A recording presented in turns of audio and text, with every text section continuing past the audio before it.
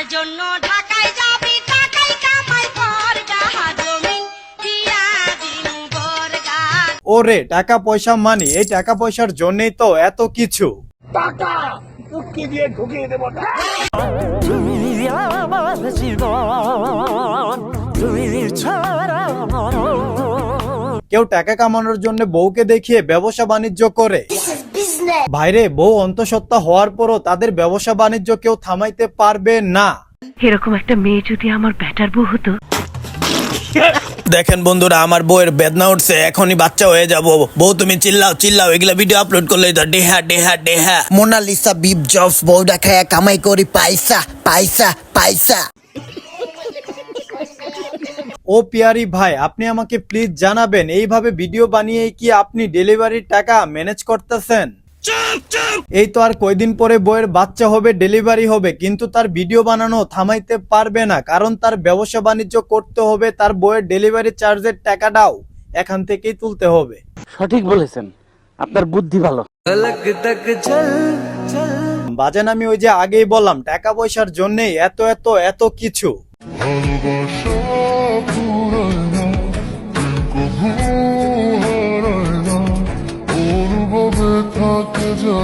ভাইরে, কেউ কেউ তো দুবাই চলে গেছে গার্লফ্রেন্ডকে দেখিয়ে টাকা পয়সা কামাই করতে।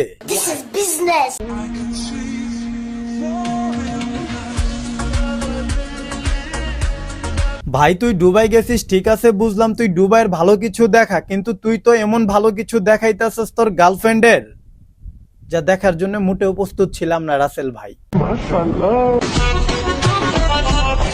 বাচ্চাদের খাবার, পাহাড় পর্বত, এভারেস্টের চূড়া দেখিয়ে সে লাখপতি, সে টাকা কামাই করতেছে আমাদের অপু ভাই। ওই যে বাজান আমি বললাম, সবই টাকা পয়সা কামাই করার ধান্দা।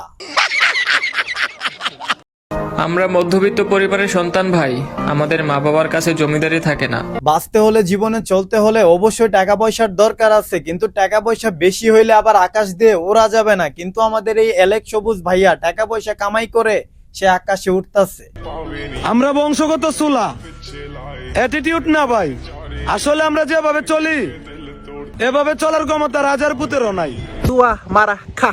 আজ নেপাল তো কাল কক্সবাজার, এভাবে তার চলতেছে দিনকাল। আসছিলাম ঢাকা, বিমানের রাস্তা পুরো ফাঁকা, কক্সবাজারবাসী একটু পর তোমাদের সাথে হইব দেখা। গ্রামের চাস্তো বিয়া বাড়ি নাচতো, কয়টা টাকা পয়সা কামায়া সেও এখন নিজেরে সেলিব্রিটি মনে করতেছে, সবই টাকার কেলমা।